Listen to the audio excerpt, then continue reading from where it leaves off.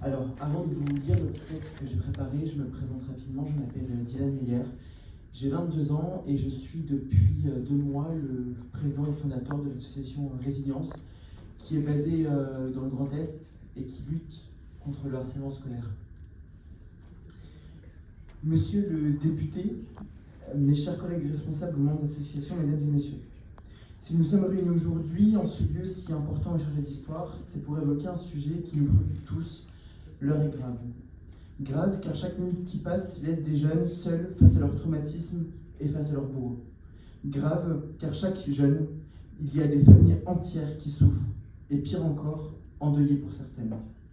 Grave car le harcèlement scolaire gagne maintenant depuis quelques années les réseaux sociaux, nouveau terrain d'impunité de celles et ceux qui veulent faire du mal blessés. Et pendant ce temps, le harcèlement scolaire est devenu un sujet de communication sur lequel on vient ajouter quelques lois de plus chaque année.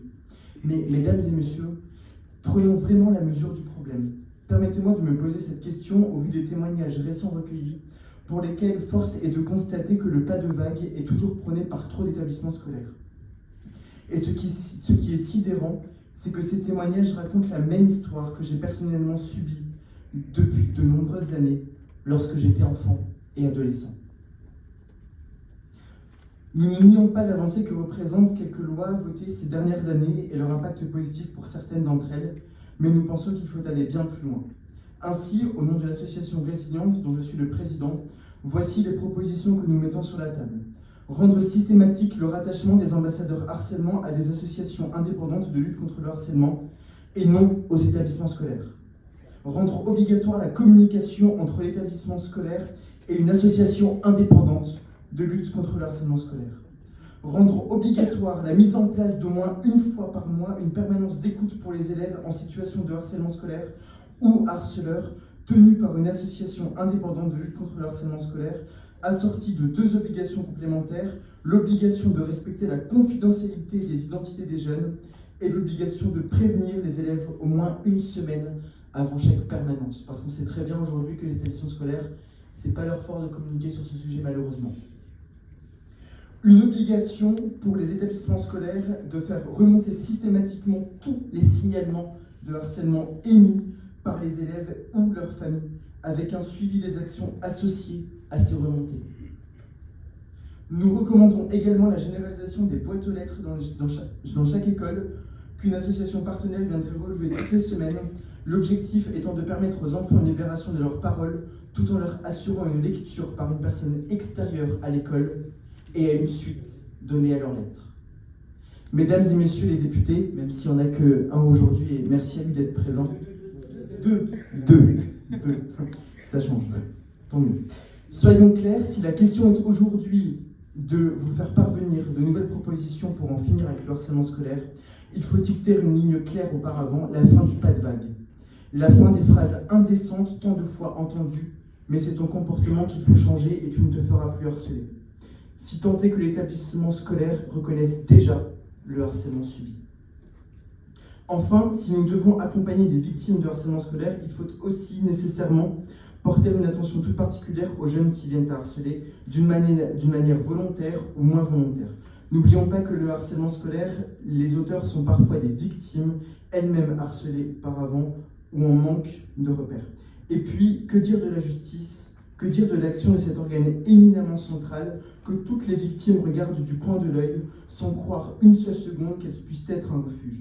Je sais que la présomption d'innocence est un pilier fondamental dans notre fonctionnement démocratique et républicain. Mais où doit s'arrêter cette présomption ? Ne doit-elle pas protéger les supposés coupables comme les victimes ? Un seul constat, aujourd'hui, le système judiciaire ne répond plus aux cris de désespoir que lancent les familles qui ont perdu un enfant, ni même celui de ces jeunes qui sont toujours là, debout, et qui doivent surmonter toutes les conséquences du harcèlement subi, tant que eux, les auteurs, bénéficient d'une immunité insoutenable. Et comme j'ai pu le dire juste avant, je suis de ceux qui pensent qu'agir contre le harcèlement scolaire, c'est aussi prendre en charge les harceleurs.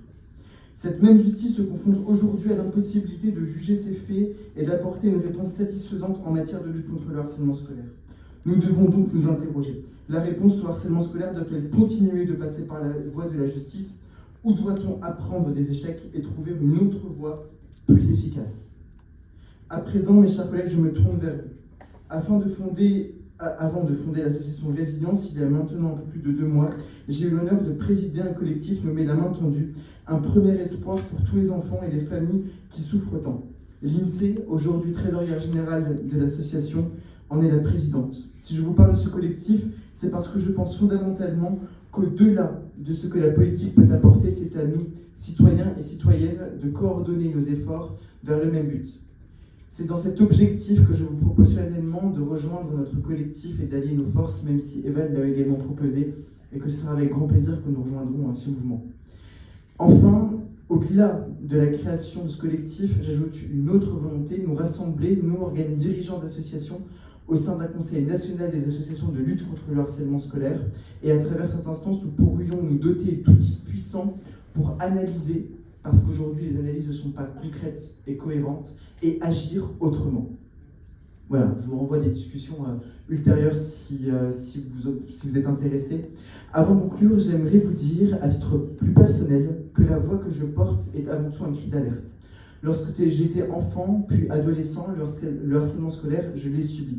Je n'ose employer le mot vivre, car lorsqu'il nous touche, la vie n'a plus de goût. Une apnée, souvent trop longue. Encore aujourd'hui, les mots, les insultes, les humiliations résonnent dans ma tête. Et si j'ai réussi à m'en sortir, c'est grâce avant tout au soutien de ma famille. L'association porte aujourd'hui le nom de Résilience, en hommage et soutien au long chemin que tous les jeunes, comme moi, doivent ou devront faire pour s'en sortir. Je pense qu'il est de notre rôle de faire en sorte que ce chemin soit le plus court possible et qu'à ce dernier ne s'ajoute pas une colère due au système tant injuste aujourd'hui. En conclusion, toute la question sera, durant ces prochains mois, de regarder attentivement si l'éducation nationale et avec elle les établissements scolaires passera du statut de deuxième muette de France au statut d'interlocuteur privilégié et bienveillant dans la lutte contre le harcèlement scolaire. Et cela dépendra également de nous. Ils s'appellent Kylian, Lindsay, Karine, Ilan, Nicolas, Michel, Hakim et vous demandent une chose, agir. Je vous remercie.